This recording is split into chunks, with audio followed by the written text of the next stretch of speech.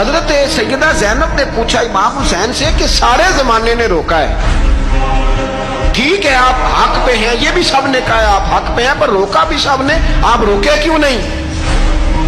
تو ابن کثیر اور ابن اسیر لکھتے ہیں کہ امام حسین رو پڑے، کہنے لگے بہن میں رک جاتا، پر میں نے رات کو نانا مصطفیٰ کو خواب میں دیکھا۔ تو حضور نے فرمایا حسین اگر آج یہ رواج پڑ گیا نا یزید جیسے لوگوں کا تو قیامت تک پڑا رہے گا، پھر لوگ کہیں گے کوئی نکلا نہیں تھا تو ہمیں بھی نکلنا، پھر لوگ ظالموں کے سامنے گردنیں جھکانے کے عادی ہو جائیں گے۔ میں کہتا رہتا ہوں، کہہ رہا ہوں، کربلا کی جنگ کفر اسلام کی جنگ نہیں، کفر اسلام کی جنگ نہیں کربلا کی، کیونکہ یزید تو بڑا پکا نمازی تھا، خطبہ دیتا تھا وہ تو۔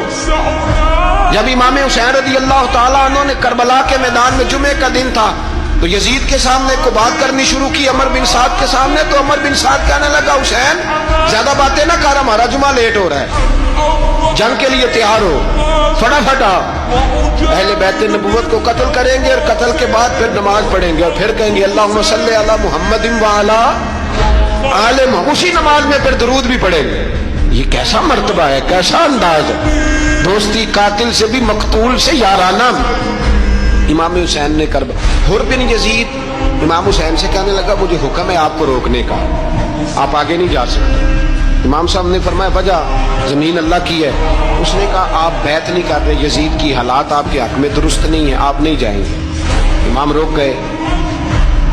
ظہر کی نماز کا وقت ہوا تو حضرت علی اکبر امام حسین کے بڑے صاحبزادے انہوں نے اذان ظہر پڑھی تو حر بن یزید کے لشکر نے امام حسین کے پیچھے نماز ادا کی۔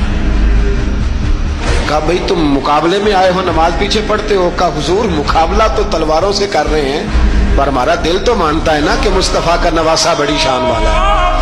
حر بن یزید نے 3 نمازیں لشکر سمیت امام حسین کے پیچھے پڑھی ہیں، 3 نمازیں، ظہر اثر اور مغرب۔ پھر امام حسین کے سامنے شرائط پیش کی کہ آپ کو یہاں گھیر لیا گیا ہے، یہاں آپ بیعت کریں گے، یہاں جنگ کریں گے، 2 ہی بات۔ امام حسین نے فرمایا نہیں بھائی بیعت تو میں نہیں کرتا، اس کے علاوہ تم جو کہتے ہو میں کرنے کو تیار ہوں۔ اس نے خط لکھا، عبید اللہ ابن زیاد کو ایک بندہ دوڑایا پیچھے کوفے، چند میل پہ کوفہ تھا، کہا وہ نہیں مان رہے، کیا کرنا؟ تو حسین ابن علی ہے، میں زیادہ دیر انہیں روک بھی نہیں سکتا۔ انہوں نے پیغام دیا حر بن یزید کو کہ کرنا کچھ بھی نہیں، ان کا پانی بند کر دو، بلیک میل کرو، کھانا پانی نہیں ملے گا، چھوٹے چھوٹے بچے ہیں خود ہی مان جائیں گے۔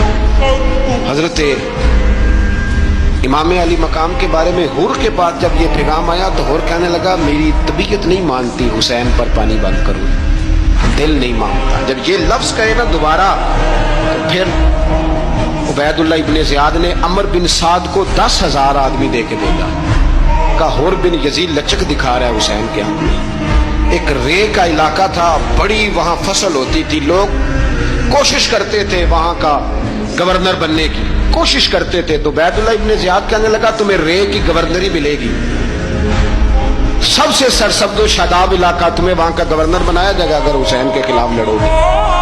یہ اتنی زبردست ہوتی ہیں گورنریاں کہ گورنریوں کے لیے لوگ نسل رسول کے خلاف بھی نکل آتے ہیں، یہ اتنی تگڑی ہوتی ہیں، اتنی جلدی وفاداریاں بدلتی ہیں۔